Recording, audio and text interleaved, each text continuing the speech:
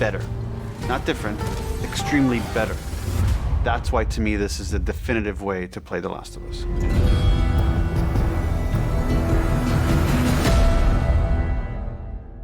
And these words here by Neil Druckmann really encapsulate what I think Naughty Dog's actual vision for The Last of Us Remake is. But they have not been in much control of the narrative surrounding their own games lately, because they keep getting leaked over and over and over again. This has been a crazy, well, honestly, last few years for Naughty Dog and Naughty Dog fans, and this past week was no exception. We had, yet again, and at this point, unsurprisingly, another massive leak of The Last of Us gameplay, and an attempt by this leaker to run away with the narrative surrounding The Last of Us Part 1, a remake of the beloved PlayStation 3 game. And this leak has very clearly forced Naughty Dog's hand to release their gameplay reveal video earlier than planned in an attempt to regain control of the conversation. And amidst all this mess, we have just now been left with a lot of gameplay that we can now analyze and finally see what Naughty Dog has been meaning when they say that this remake has implemented modernized gameplay. So let's talk about it. Dr. Pooplove here, and today I'm going to break down everything from Naughty Dog's gameplay reveal of The Last of Us Part 1. And stick around to the end, because I will be answering that $1 million, or should I say $70 question. Does this game seem worth the asking price? But let's get right into it. And we should probably start with something that was not shown or demonstrated in this video, and that is the implementation of some of the major Last of Us Part 2 mechanics, like the dodge or the prone. And this absence, of course, was one of the biggest aspects of drama after the leaker revealed the gameplay. This left a lot of fans upset, as these mechanics were assumed to be a given. To be honest though, I was a little bit wary of a bulky Joel being more agile and moving like Ellie. I wasn't really sure how that was gonna look, but regardless, I can see why this matters, because if you're gonna implement the dodge button, then you very clearly have to overhaul the melee combat and allow that dodge interaction between the AI and Joel. And if you're going to allow him to crawl, then you have to redesign the levels with room under some vehicles and even more available flank paths. And so with these mechanics, you would be able to see very obvious gameplay updates and know that Naughty Dog took care to redesign the levels a bit to accommodate. But Naughty Dog has seemed to make a very deliberate choice here to not change the experience, to not stray too far from the original game, but rather enhance it in more subtle ways and get it closer to what the original vision was. So let's get into what they did show us in their reveal. First, they talked about the character facial animation improvements and how these have become even more realistic. And of course, it's not really a gameplay specific enhancement here, but in this piece, they mentioned that there are seamless transitions between the cutscenes and gameplay, rather than those hard cuts that we were used to in the original. So that slight break of immersion should not be there. I will say that although they kind of imply the facial animations look just as realistic between the cutscenes and gameplay, you can still kind of see that the gameplay conversations are not really on that same level. Although I don't know when we can realistically expect that to happen in games. They move on to discuss the particle effects and how those have become enhanced. Again though, this is not really gameplay, but rather what is happening around the player as gameplay is occurring. Regardless, for me, I think this was one of the more impressive displays from this video, as especially the armored truck section was just so satisfying to watch. The AI tech has also been enhanced, with enemies operating more similarly to The Last of Us Part 2 and doing things like potentially coordinating to surround you as you play. The buddy tech also seems to be bringing forward elements from The Last of Us Part 2 and has characters reacting better and more stealthy around around enemies,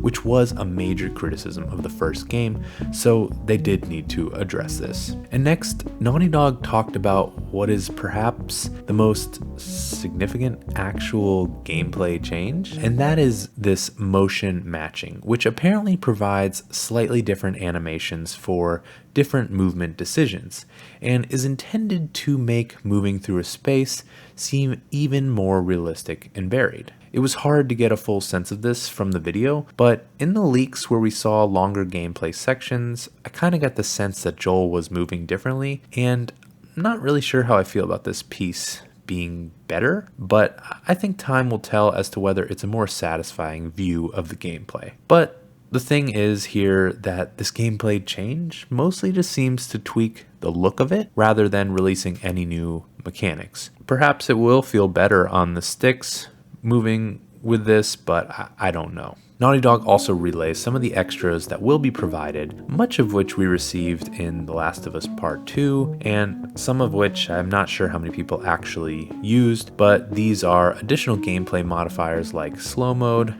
matrix mode, I guess, photo mode enhancements, permadeath, enhanced accessibility features, and a model viewer. What appears to actually be new here is this audio description accessibility feature. There's also a speedrun mode, which I'm not really sure if there is anything other than a timer provided here. And there's also weapon and character skins that you can use to modify your look. Notably not confirmed was whether grounded mode would return. We can assume it will be there, but we may have to wait for an update. And then Naughty Dog ended by touching on the enhanced art direction, making the world just feel much more beautiful and real. They of course also incorporated 3D audio and other significant gameplay enhancements that we have come to expect with PS5 games now, where they make full use of the DualSense controller, with being able to feel the tension of the bow as you draw it, to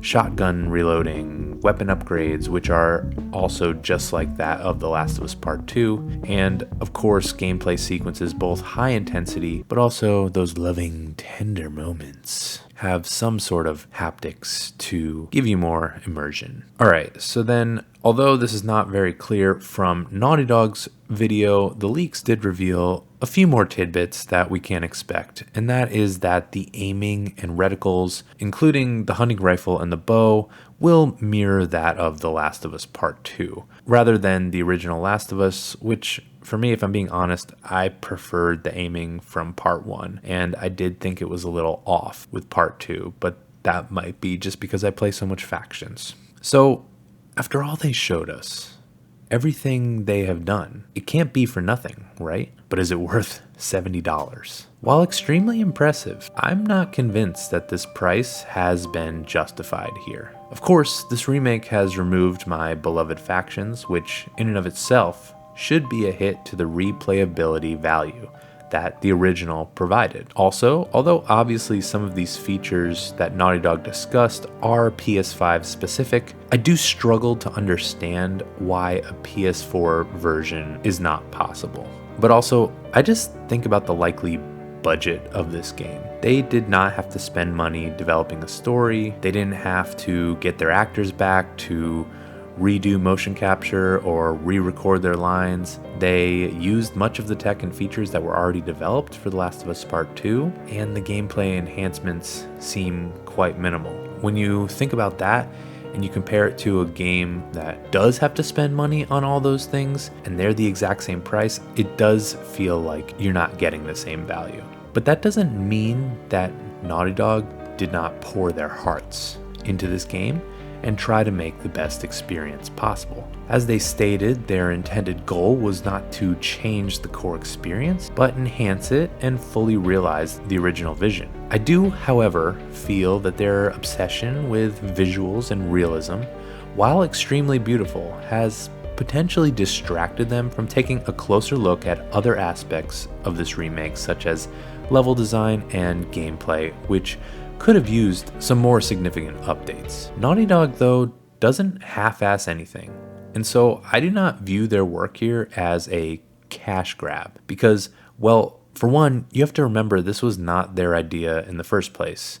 to make this game, rather the Visual Arts Service Group, and then Naughty Dog later took over this project, probably in part to protect the quality of their precious IP. But I also don't really think they have any say in what this game costs. I lay the blame for that largely on Sony, who I'm sure decided the price point here and charged Naughty Dog with having to try to justify it. We have seen Sony at nearly every step this generation trying to squeeze every little penny out of their fans, regardless of how that diminishes the goodwill that they have worked to establish. And I'm honestly a bit worried for the future of Naughty Dog, as they are literally the reason I play video games. And yes, I'm going to get this remake because I can't help it. I'm just a sucker for Naughty Dog. But I feel that at every turn, Sony is going to try to squeeze that little bit of extra money out of me during each one of these releases. And that is going to make me feel a little uneasy and bad every time a new Naughty Dog game comes out,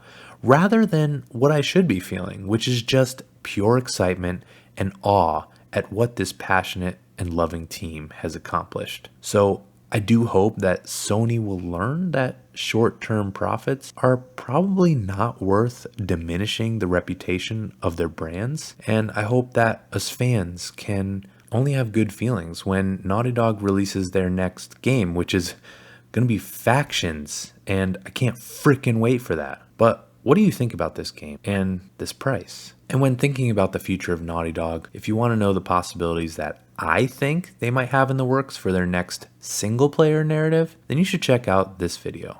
But otherwise, so long, Pooper Troopers.